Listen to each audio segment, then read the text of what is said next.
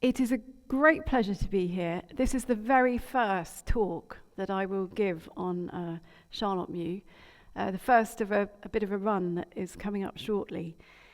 And it's also the first time that I've been out of my village for quite some time. It's all a bit strange and new still to be out. And I hope I can make it worth your while and that you will hear something illuminating about this wonderful writer and her work. I lost about 1.5 stones just before the show in trying to make sure that the technical slide side of things is working. So plan B, if it doesn't, I might be going to my laptop over there, but hopefully all will be well. Now, I still find it quite hard to believe that I'm giving a talk about a finished, full-length biography of Charlotte Mew. As a poet, writing at length is not something that I'm used to. In the poetry world, a lyric poem that goes over a page is considered to be a long one. And I had, indeed, originally planned to do something much, much shorter. I wanted to do a pocket-size selection of Mew's work, in fact, as part of the Faber Poet to Poet series. So that series is where a contemporary poet makes a short selection from the work of a poet whose work they particularly admire. Anyway, it sort of snowballed from there. I first approached Faber back in the spring of 2013. And they told me they weren't doing the Poet to Poet series at the time. But they were potentially interested in the idea of doing something on Charlotte Mew.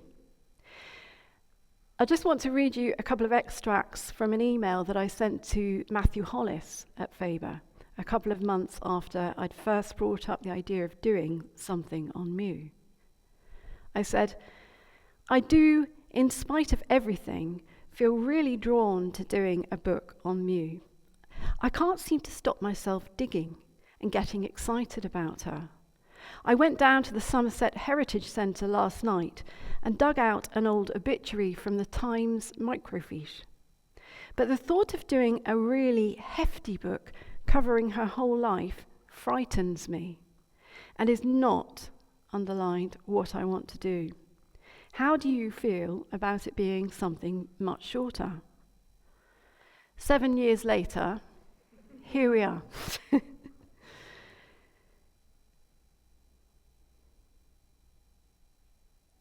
Right, this is where we're supposed to move to slide 2. And that's not happening, so let's try it on here. Okay, good. So how did I come to Charlotte Mew in the first place? Well, for a very long time, I was only vaguely aware of her name in poetry, even though I'm a poet myself. I certainly never came across Charlotte Mew in school, for instance. And then in 2005, the poet Deryn Rees-Jones brought out an anthology called Modern Women Poets, which covered a century of women's poetry in English.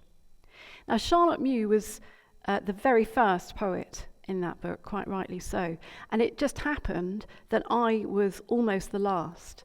So Charlotte Mew and I were born exactly 100 years apart, she in 1869 and I in 1969. So this anthology began with Mew's most famous poem, The Farmer's Bride. Now, that title gives the impression of something sort of well-mannered and bucolic. But the poem itself is anything but that. It's a narrative poem, and it is frightening, and it's compelling, and it manages somehow also to be tender, and, incredibly, to tell its story in such a way that we end up sympathizing with both the characters involved. That story is of an unhappy young woman. The poem calls her too young, perhaps.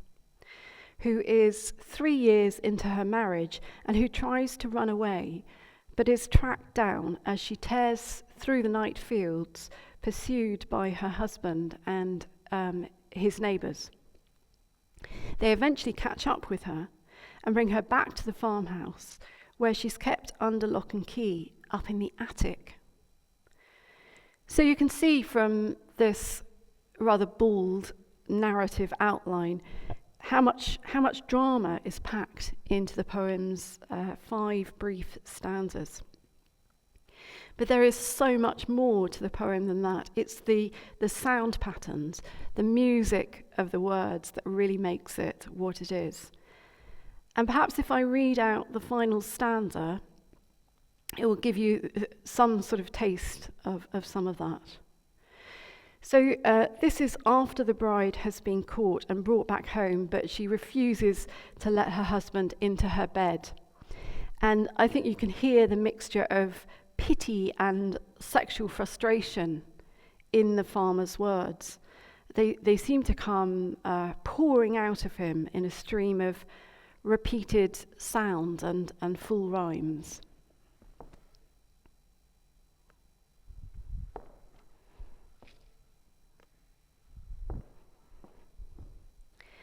She sleeps up in the attic there, alone, poor maid.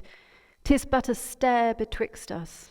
Oh, my God, the down, the soft young down of her, the brown of her, her eyes, her hair, her hair. So that poem and 2 other extraordinary pieces by Mew in Derryn's anthology made a very deep impression on me. And I started looking around for Mew's work, hunting for it really, in buying up 19th century anthologies and magazines and so on. And the more I read, the more I felt drawn to Charlotte Mew, and the more intrigued I began to be about her. The poet Ian Hamilton has said, "Mews are the kind of poems that force readers to want to know about the author's life and personality." And he's quite right. But still, the fact that I came to write an in-depth biography of her definitely came about more by circumstance than forethought, shall we say. Oh, that is now working. Excellent. This rather surprised me. Right, here we are. So these are portraits of Mew through the ages, as it were. As a child, she had exceptionally curly hair, as you can see, which her parents had cut short. I imagine it was easier to manage that way. And there was, according to friends' accounts, a bounce and eagerness to her movements. A fellow pupil at her school, she went to a private day school girls' school in Gower Street, remembered that there was something piquant about her. She had bright eyes, was light and small-boned, had a way of turning round as she talked, sort of pirouetting on her hands. Not on her hands, sorry, sort of pirouetting on her feet. Hands and feet were small, this friend says. I recall often laughing with her. And that's important to remember, because I think she's often been thought of as a rather tragic character, and we'll see why as I go on with the talk. But she was clever at school and popular, and she excelled in the sort of drawing room accomplishments of the day. She could speak French. She was a very skilled embroiderer and an able pianist. She also, as I say, had a reputation for being something of a joker. As an adult, she didn't grow any taller, so she was 4'10", and she wore size 2 shoes, so she had child-size feet. One of her friends in adult life described her as tiny like a French marquise. So I'll talk a bit later about why I think Mew has been overlooked as a writer. But in this physical sense, she was quite literally overlooked.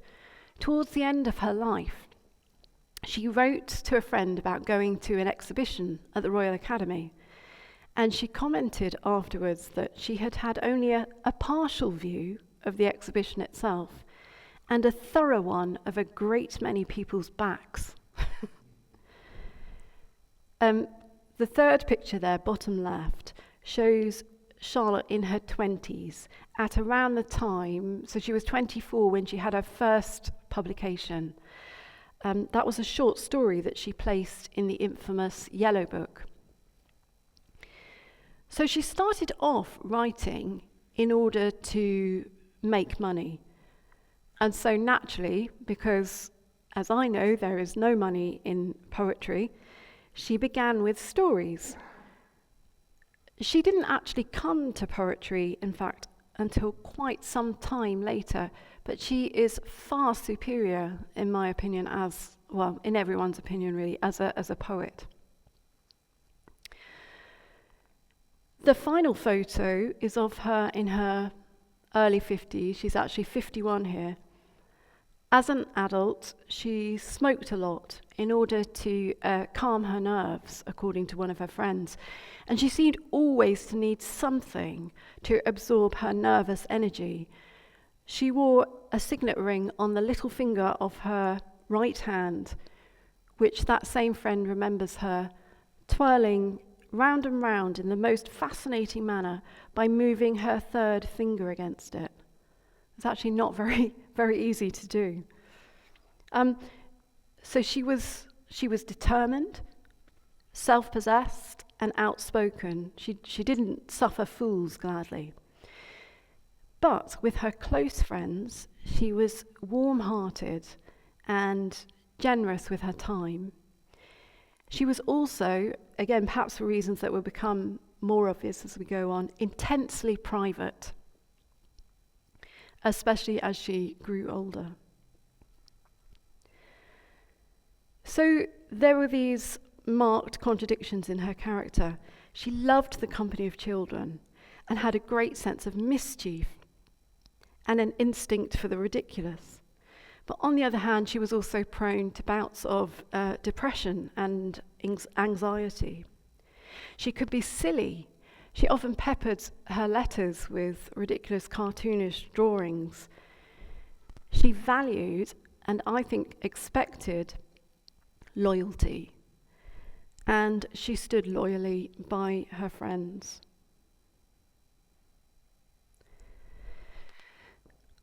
I expect some of you here may have read Penelope Fitzgerald's book on Mew, Charlotte Mew and Her Friends, published back in 1984, quite some time ago now.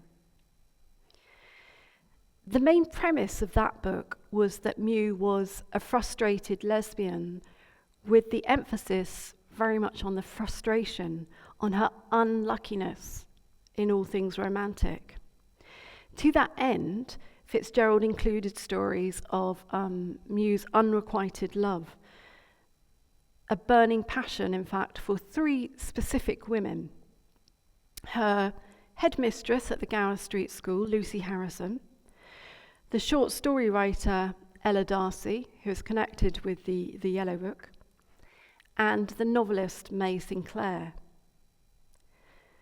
I mean, all I'll say here is that evidence for Mew's love life just isn't available. It's not there in general. Outside of the Fitzgerald book, there was a rumour that there was some sort of romance with a guy called Sam Chick, the brother of some of her school friends, the Chick sisters.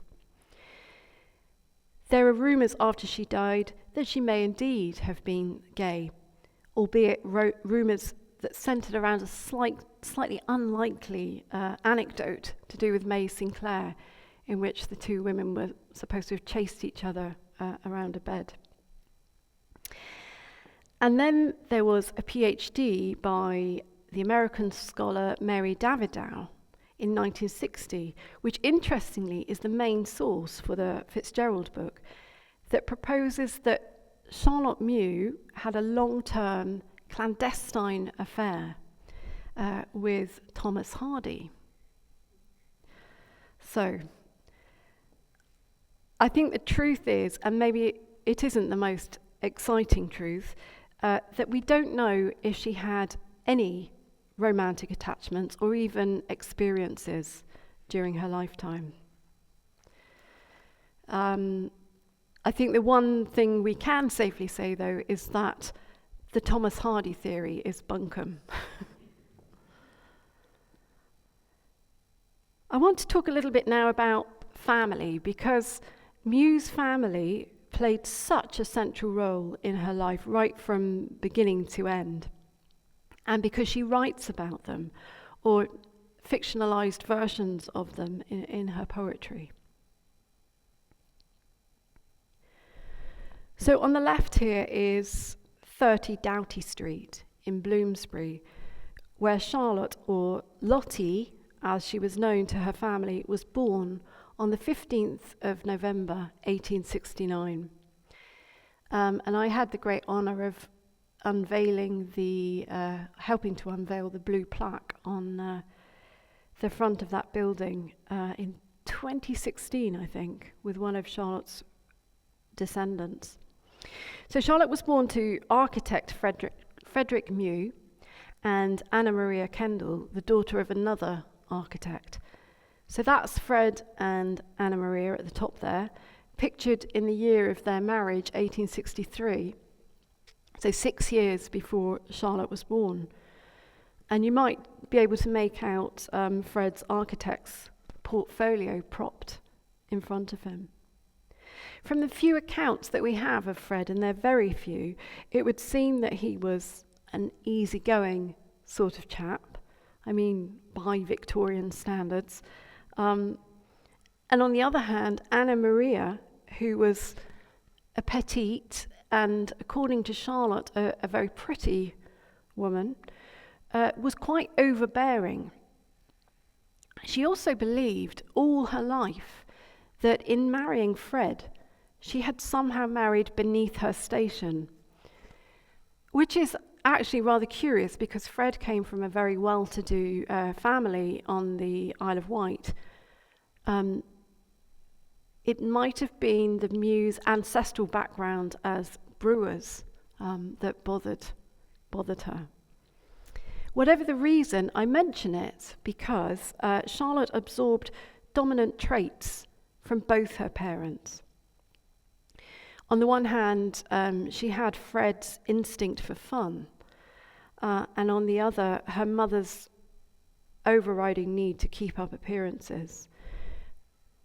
You might say that she internalized the conflict at the heart of her parents' marriage, and I think that that conflict explains a lot about who Charlotte Mew was as a person. At the bottom here on the right is a picture of Mecklenburgh Square Gardens, which the Mew children could see from the attic nursery window at the top of the house. And if Charlotte spotted someone cheating at a game of croquet, it would apparently make her, if she could see them in the gardens, it would apparently make her boil with fury.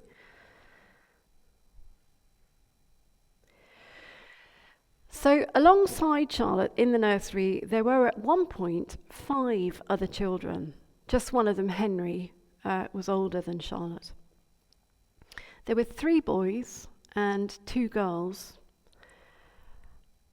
But when Charlotte was 6, rather tragically, both of her younger brothers died in the same year. One from something like cot death at the age of 4 months, and the other when he was just 5 from scarlet fever. So that left Henry, Charlotte, Anne, and a bit later on, she wasn't born quite yet, little Frida. But in spite of the trauma of losing 2 siblings together so suddenly, Charlotte came to look back on her early life as a time of enchantment and extravagance, the dazzling lights and colours of childhood, as she put it herself. But still, the shock of her little brother's death haunted her for life. She wrote 2 poems specifically about it. And if I just read a short extract from To a Child in Death, which I think might be about 5-year-old Richard's death, it will start to give you some idea of the startling originality of the imagery in her poems. Love made us feel, or so it was with me, like some great bird trying to hold and shelter you in its strong wing. I mean, I think that's an extraordinary image. Love made us feel like a bird, but it makes perfect sense. And that image is picked up later to evoke a sense of bewilderment about what exactly a world that no longer contains the cherished child is for. What is the purpose of such a world? So first the poem describes the child slipping away, quotes, with half the music of the world unheard. And then it asks this question: what shall we do with this strange summer meant for you? Dear, if we see the winter through, what shall be done with spring? This is the victory of the grave. Here is death's sting, that it is not strong enough, our strongest wing.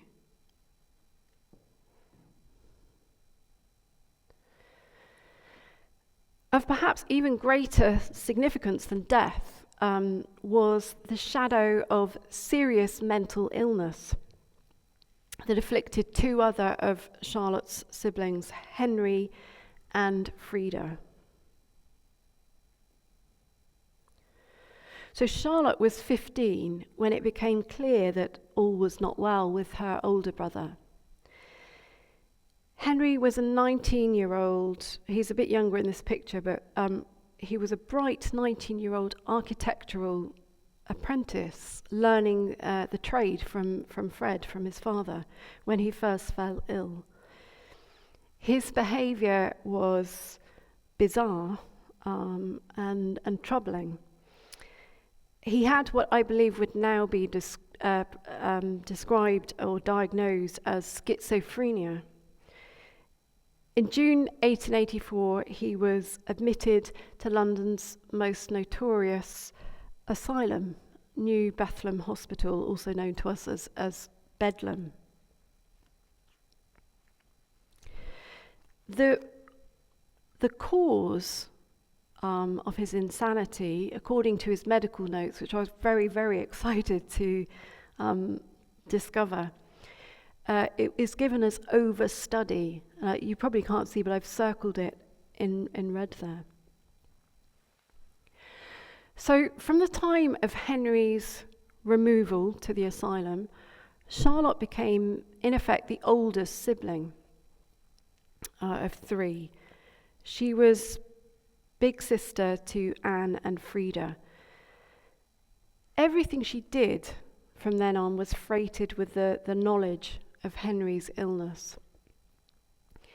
And also with the fear that the same thing might happen to her and to her sisters.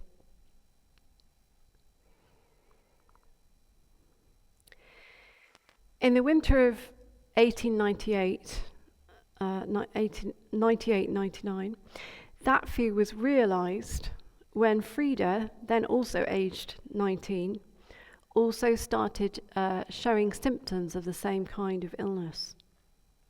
So at first the family thought it was a reaction to her father's death. Fred had died recently of stomach cancer. So Frida was sent to stay with relatives on the Isle of Wight for a rest.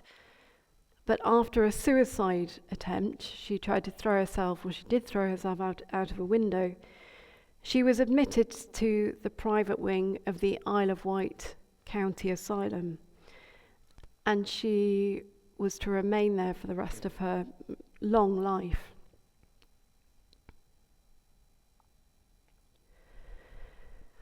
The fates of their siblings drew Charlotte and Anne even closer together. So after Henry and Frida's disappearance from their lives, you get a sense of them clinging together as the last remnants of the family, as if they, to the wreckage of a ship. And Henry and Frida's presence haunts Charlotte's poetry in poems like Ken, The Forest Road, Here Lies a Prisoner, On the Asylum Road, In Nunhead Cemetery, and so on. Under the strain of these traumas, as Charlotte grew into adulthood, her life seemed to split into three distinct worlds. There was the private world of home, with its various sorrows and secrets. There was the world of words, which offered her a refuge of sorts. And thirdly, there was the world of friendship, another sort of refuge, the friends' houses where she could be carefree and funny or moody, and just loved for who she was. Now 19 seems to be a common thread here. Charlotte is 19 in this picture, though I think she looks quite a bit younger. And here she is with the Chick sisters. So friendship was hugely important to Charlotte. When she looked back on her life in her 50s, she said that individual memories of the time that she had spent with friends were, quote, like greatcoats hung up to reach down and get warm in on cold days with snow on the ground. And the friendships that really mattered to her tended to be these private friendships, friends she made while she was still at school and then kept hold of for life. These were the friends who knew about Henry and Frida, so there was no need to hide anything from them. The Oliver sisters, Ethel and Winifred, but especially Ethel, the Chick sisters, seen here in the picture, and a handful of others. Now, it's interesting that while Charlotte finished her formal education at the age of 16, nearly all her good friends went on to, if not university, then some other kind of further or higher education. Several of the Chick sisters went on to study for degrees at UCL, University College London, and made a big success of their careers. One of the Chicks was made a dame, and another, the youngest, who actually isn't born at the time of this photo, there was, if you can believe it, there was a seventh girl. She, Dorothy, qualified as a surgeon and served in the First World War.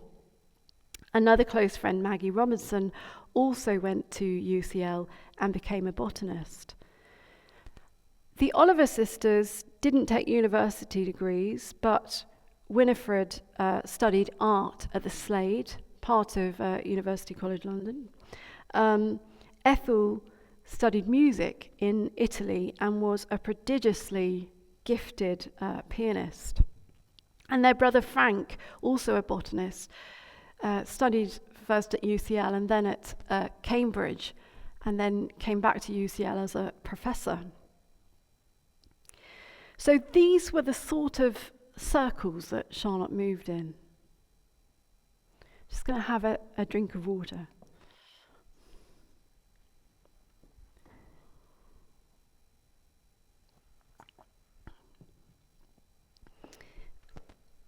The newer literary friendships that Charlotte formed in her adult life were often much shorter lived. For example, those with the prose writers Ella Darcy and the novelist May Sinclair, who I've mentioned already. I think the literary life and the social ties and connections that involved became less and less attractive to Charlotte as she went on, and the griefs and the hardships continued to accumulate. A couple of her literary friendships did last a bit longer. Sidney Cockerell was by far and away her closest male friend. Charlotte was 48 when she met him, and he was 51 and director of the Fitzwilliam Museum in Cambridge.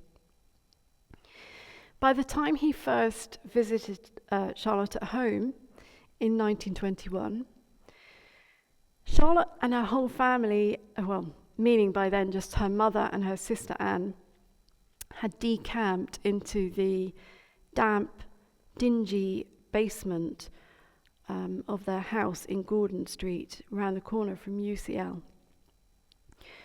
Poverty had forced them by then to fill the rest of the house with lodgers. Sydney felt desperately sad about that situation and went to some effort to take the Mew sisters out whenever he could, to the theatre, to the cinema, out for meals and so on. Charlotte was genuinely, profoundly grateful, antiquely grateful, she put it.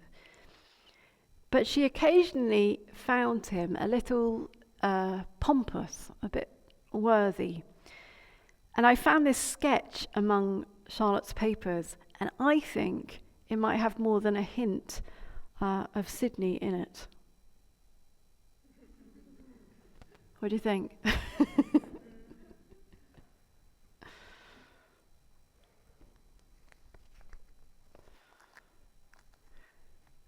Would it be all right for me to take my boots off? I'm very, very hot. Thank you.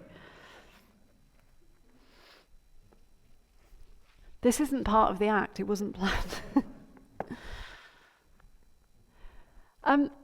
So I talked a little bit earlier about the importance of Charlotte's various siblings, but I want to just say a bit more now about Anne, because Charlotte and Anne shared a particularly close bond.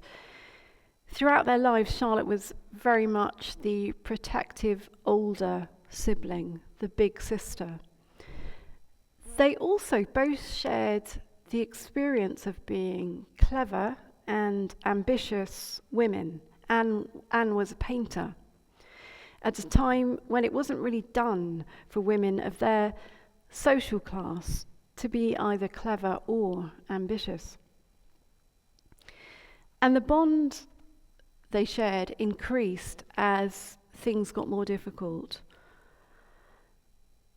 In Charlotte's short story, Eleanor, the rather unorthodox female narrator makes a striking statement about her sister. She says, "I did not miss companionship. She was sufficient, all in all to me." And in a sense, Charlotte and Anne became all in all to one another too. I do wonder if for both of them, their closeness gradually supplanted the need for other deep attachments, including romantic attachments. It won't surprise you to learn that in the summer of 1927, when Anne died of uterine cancer at the age of just 53, Charlotte was completely inconsolable. By that time, she had watched every single member of her family either die or be removed to an asylum. And I suppose with hindsight, the end looked almost inevitable for her. And as some of you will know, she took her own life just a year later by drinking Lysol disinfectant. But what remains is her astonishing writing. I've mentioned that it was a need to make money that prompted Charlotte to send work out for publication, and that first time in 1894. Her short story Past was published in that year to some acclaim. Her father's death when she was 28 added to that need to make money. And then the cost of Henry and Frida's nursing care added another layer of pressure or need onto that. Now, as I said, it wouldn't have done for Charlotte to be seen making money. For one thing, Anna Maria, so concerned with appearances, would never have allowed it.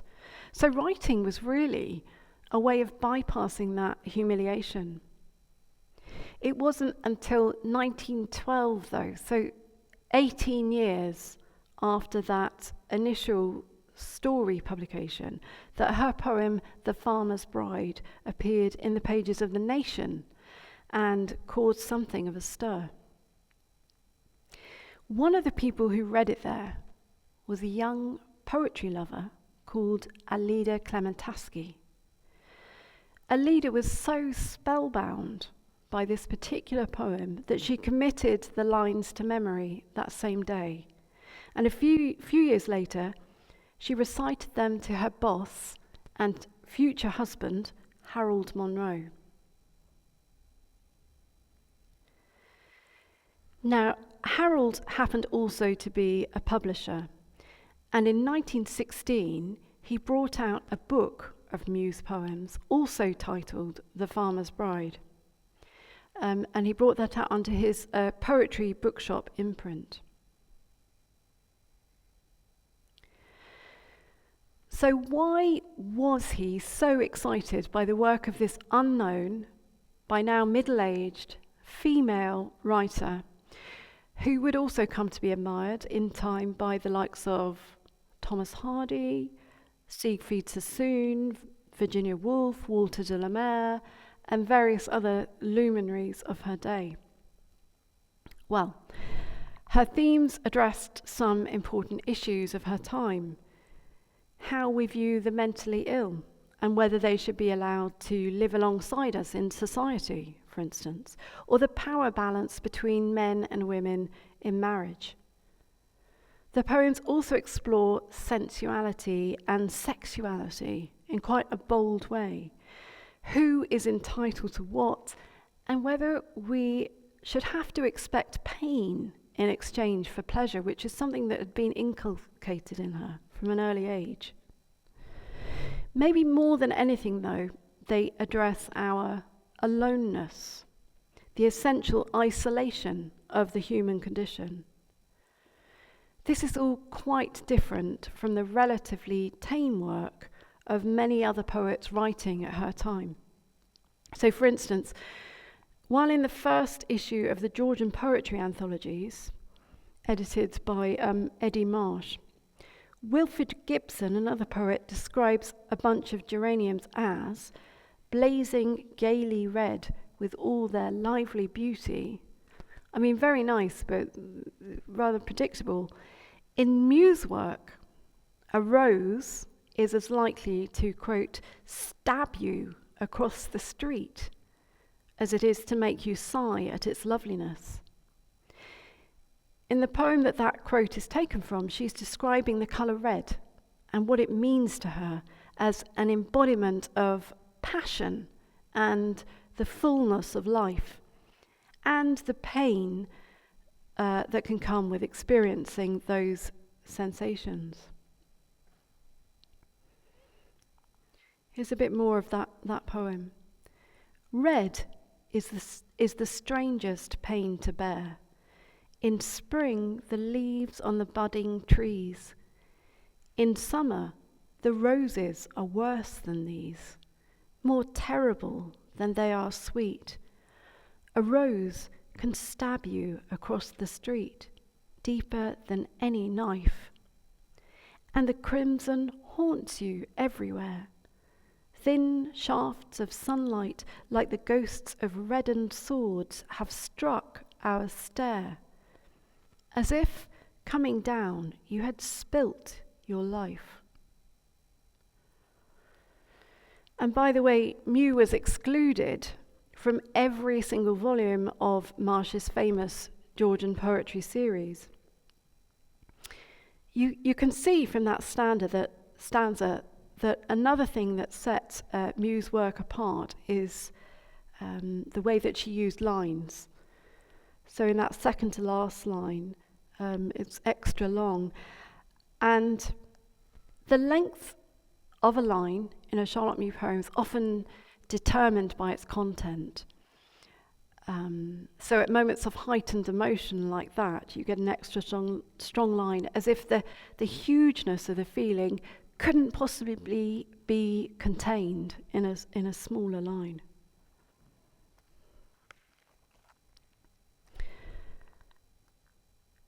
So Charlotte believed that the impact of those long lines would be lost if the lines were broken up.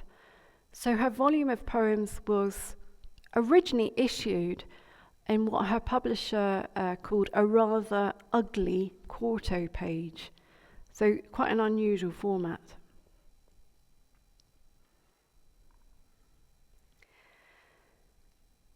And perhaps, it doesn't look particularly ugly to me, so perhaps now that we have more variety, it's more acceptable, but considered a bit ugly then.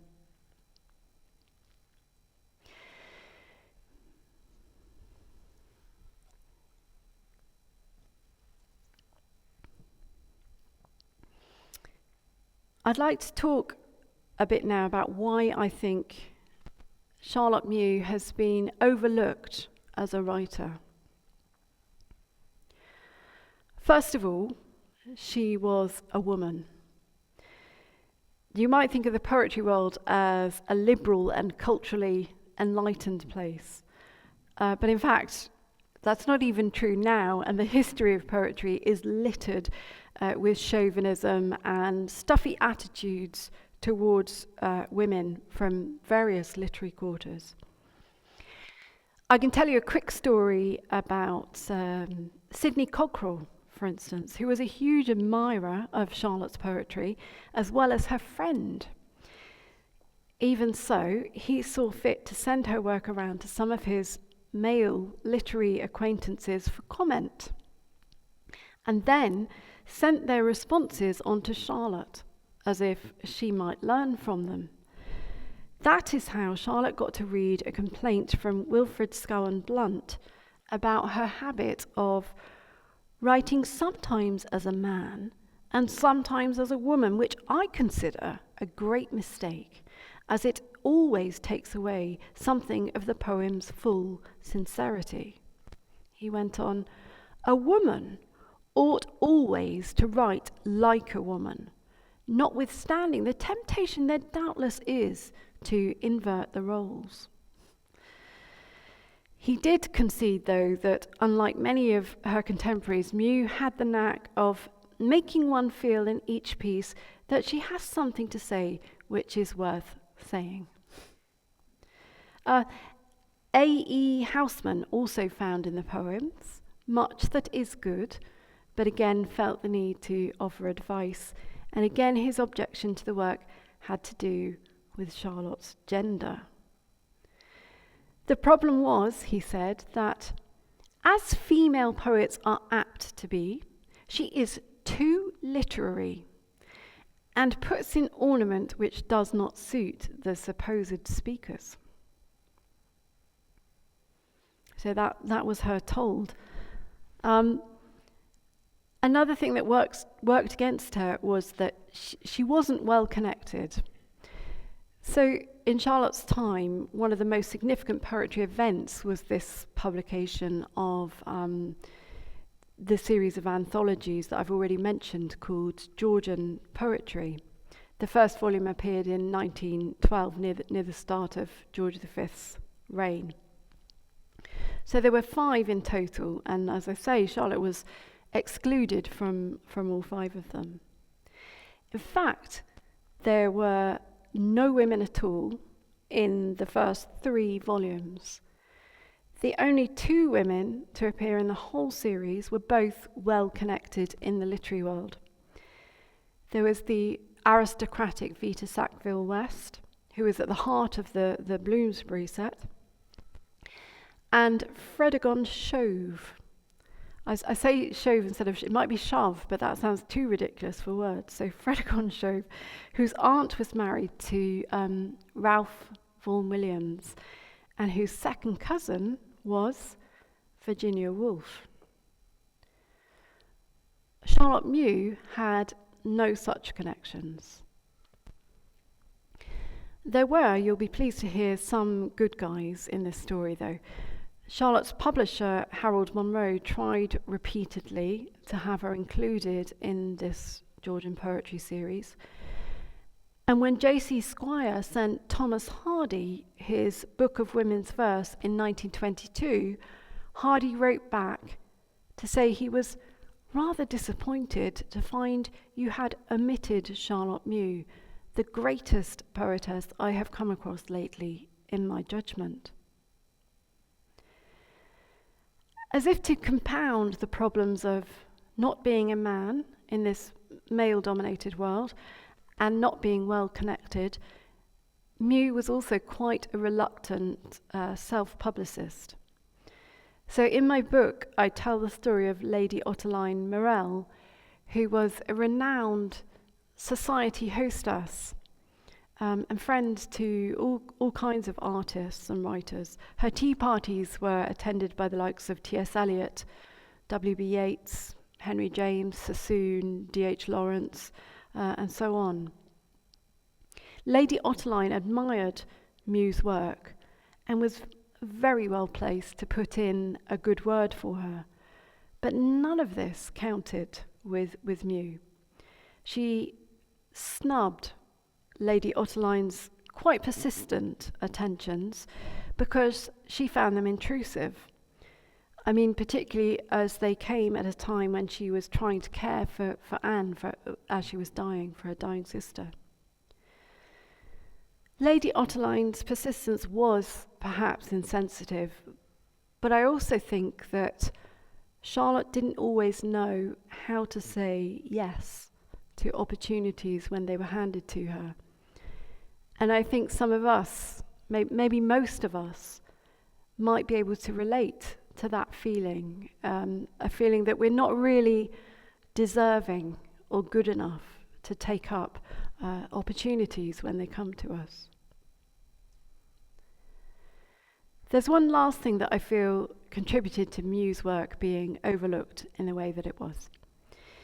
She published her first book, her only book, just after the First World War. So at a time when the poetry reading public, in Britain at least, wanted either war poems, preferably written by soldiers, or something that offered an escape from the horrors of war. That sense of escape was offered to them by the pastoral lyrics of many of the Georgian poets. Mew's work is many things, but it isn't comforting in the same manner of a lot of Georgian poetry. It's emotionally uncomfortable and demanding. In her day, and I'm generalizing a bit here, I don't think the public was really ready to buy into the sort of Heraclitan world view that we see in Charlotte's poems of things constantly changing. Mew's poems are dynamic, they're probing and unpredictable. They question the moral status quo of the time, and they ask difficult questions. Why are we locking up our mentally ill? Is it okay when a marriage is causing great unhappiness that only the man should be able to institute divorce, while a woman might have to resort to running away? Is it all right for us to believe in a God we can't see and who can't properly see us without asking questions of that God? What can you know? What can you really see of this dark ditch, the soul of me? One of Mew's characters asks of God. Should we just accept that our spiritual lives should take precedence over our physical needs? Madeline, in Mew's longest poem, Madeline in Church, thinks not. We are what we are, she says, the spirit afterwards, but first, the touch. So, Mew's poems questioned all these conventions, and in doing that, they removed the comfort and security of some of the sort of mainstream assumptions of the day. What we have in place of that comfort is a degree of uncertainty, but also, of course, the possibility of change, and change for the good. I think in spite of the personal anguish that runs through a lot of Mew's poems, her message to us in the end, at least in part, is a positive one. Her poems teach us compassion for people who are other or different from ourselves. They tell us that a lot can be learned by paying close attention to the natural world, the larks that cannot praise us, knowing nothing of what we do, and the divine, wise trees that do not care, as she puts it in one poem. Hurt not the trees, she warns in another. And they also suggest that something like equanimity can be restored by listening in on the stillness that lies just outside the chaos and noise of human life. And that's something that perhaps we all have learned in the last year or so. So on that note, I thought I would finish here with an extract from Mew's 1913 poem, The Changeling. Here's what the changeling says to her parents to explain her distracted air. Sometimes I wouldn't speak, you see, or answer when you spoke to me, because in the long, still dusks of spring, you can hear the whole world whispering, humming and hammering at your ear. Everything there is to hear in the heart of hidden things. Thank you.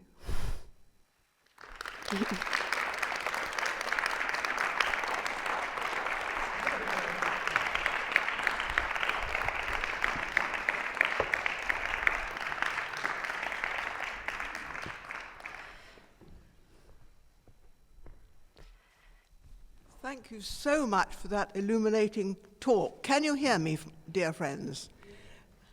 I think this was just a marvelous talk, and it certainly opened the door for me to this remarkable poet. She is indeed a rare spirit, but as you so brilliantly explain, she did not have £500 a year and a room of her own. She was always poverty-stricken and struggling and caring for others, but she still managed to write all these wonderful poems, which I've been discovering, because I knew nothing, I have to tell you, of Charlotte Mew, so I have to say a big personal thank you for that. But I was also interested in her. I'd like to ask you a question, if I may, that certain images keep recurring. For example, very often, the image of going up a stair keeps coming in. And I very much felt that was, I would like you to perhaps tell me a little bit about what you think about that image. That's really perceptive. I'll just stand up again. So, I think the stair often leads to, and actually it first occurred right in her short story. So a lot of the images in her poems actually began in prose pieces, and then like the image of the stair.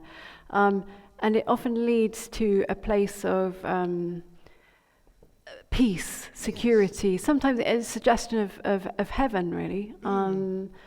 Although she didn't believe in an afterlife, but it's something approaching that. A rest from the sort of chaos of life, I think. Yeah. Yes, yeah. Yes. That's the feeling I always had. Yes. And it's a lovely feeling that there was this sort of way of escaping the horrors of life. Exactly. Which in a way is what she, in the end, she went up those stairs, as it were.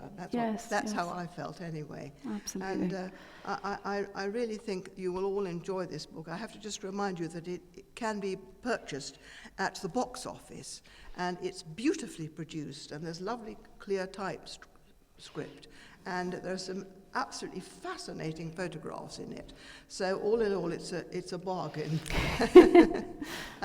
Now, I would just wondered if anybody else would like to ask a question of of Julia.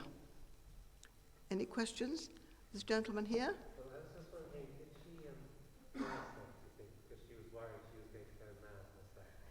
Now, did you hear what? I heard the second half, then someone coughed in the first bit. Well, I was wondering, do you think she killed herself because she was worried that she Such a good question.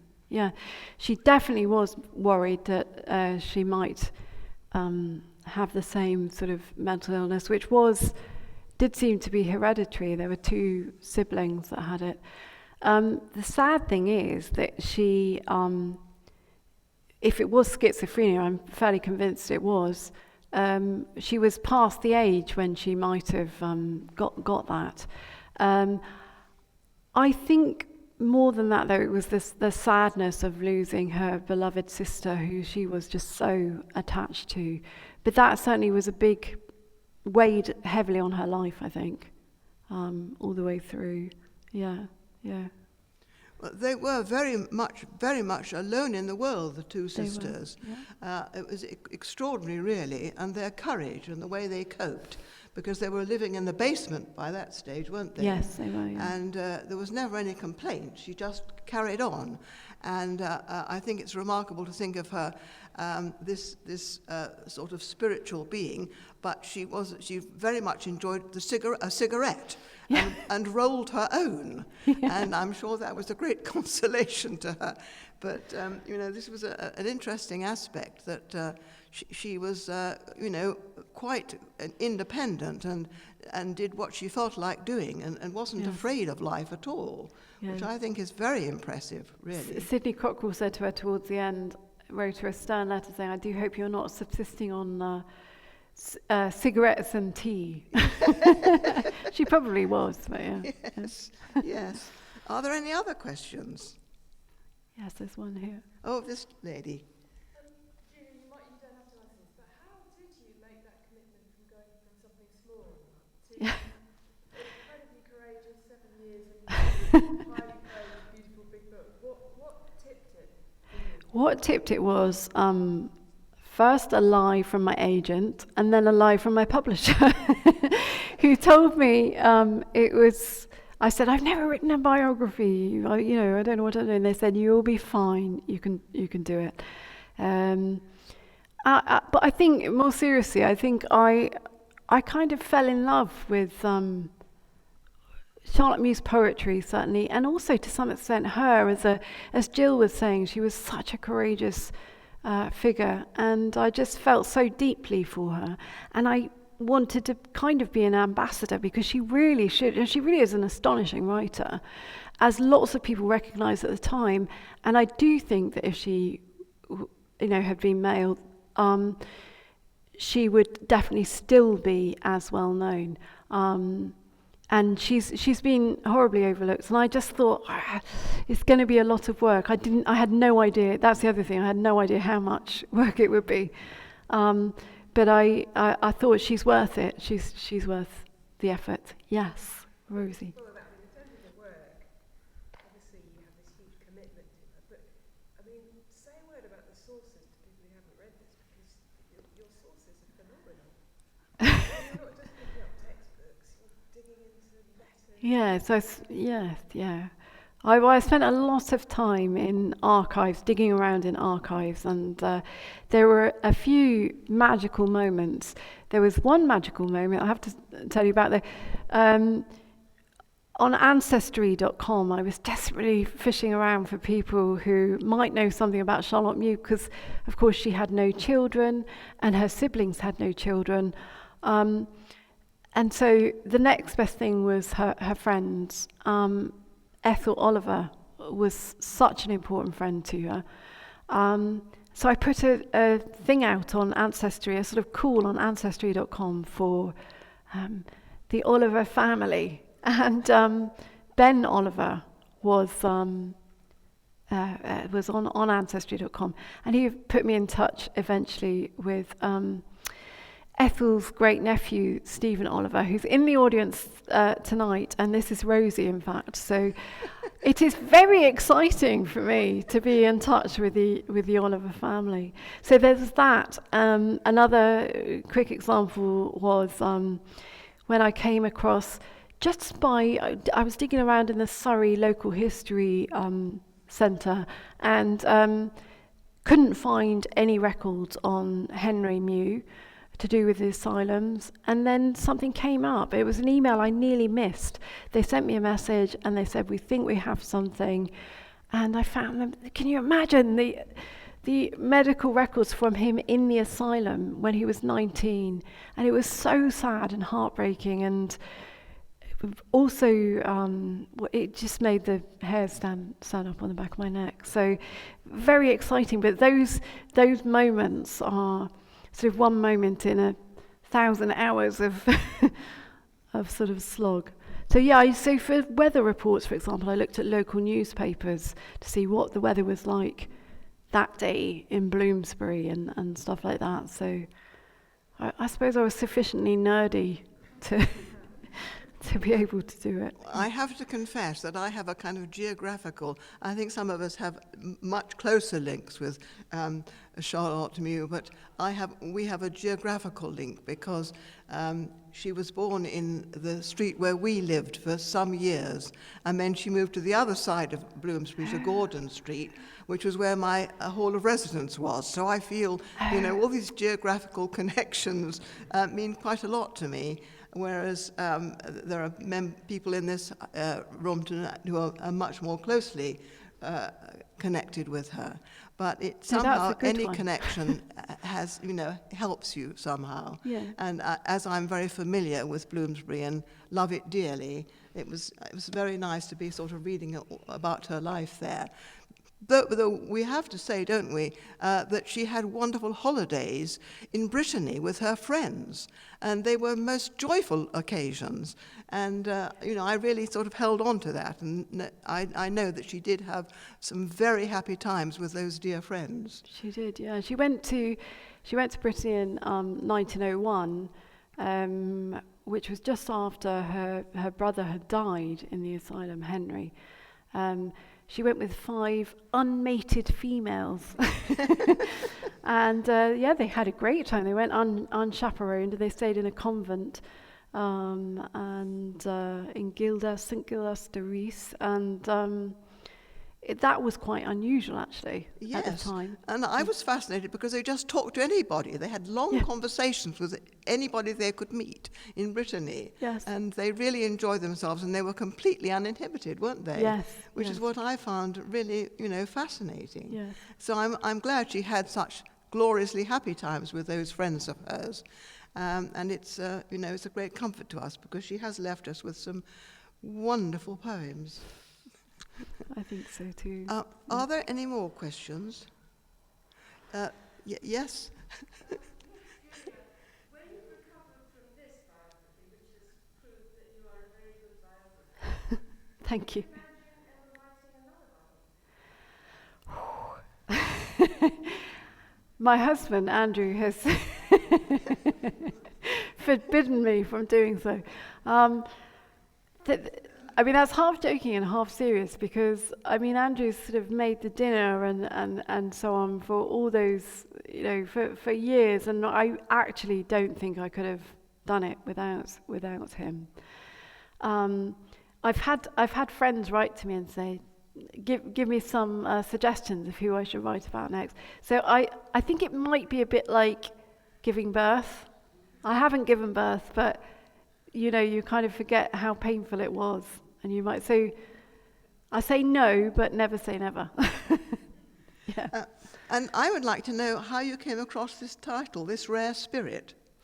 That's interesting. So in 1923, a group of poets, male poets actually, got together and led by Sidney Cockerell, and they arranged for a civil list pension for Charlotte Mew. So there was John Masefield, who was the poet laureate at the time, and Walter de la Mare. Walter de la Mare, indeed, yeah.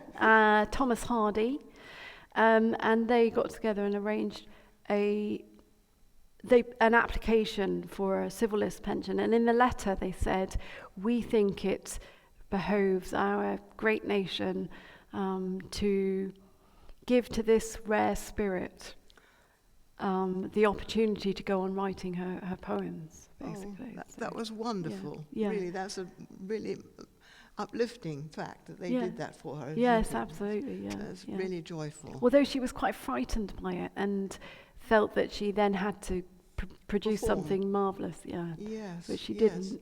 Yeah. Yes. Yeah. Are there any other questions? Yes, over here.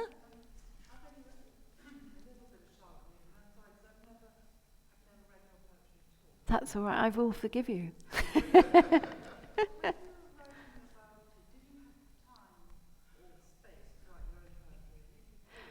Yeah. Gosh, that's a good question. Well, I was warned by my editor that she would, or just looking into the poetry of that period, would affect my own poetry. And I don't really know if it did, but yes, I did.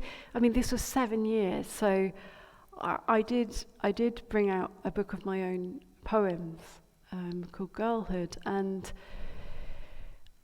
I'm not sure, I can't say how much her influence is, but I was recently commissioned to write something specifically influenced by Charlotte Mew. And so what I decided to do was to, there's a form called the cento in poetry, which basically is a collage, a poem collage, and it takes lines from various poets, and then you knit them together into a new poem, so they mean something and stand on their own. And so what I did was I took lots of lines of Charlotte Mew's and put her alongside the male voices of her day, who had sounded so much louder than her in the day. So W.B. Yeats, Thomas Hardy, Robert Frost, the American poet Robert Frost. And I just knitted those together. And yeah, I think that I'm really proud of that, because that works really well, and it kind of gives Charlotte the dominant voice where she was the minor voice at the time. So that definitely was influenced by Charlotte. Yes. I'm always fascinated by the fact that she was so tiny. It's difficult for us to kind of imagine someone so small. Yeah. She was under 5 feet, and she took size 2 in shoes. Yes. And she showed such courage and persistence. It's really a moving story, isn't it? And she wrote these wonderful poems. Yeah. Any other questions? In that case, I think it's time for me to say a huge thank you to you. And a huge Julia. thank you to you for inviting me, Jill. Oh, Thank you very much. I'm honoured that you could come, and we really enjoyed your talk. It was absolutely fascinating. Thank you. And this is a very small thank you. Oh, thank you. This side is also small. Oh, thank you. Thank you very much indeed. Thank you. Thank you.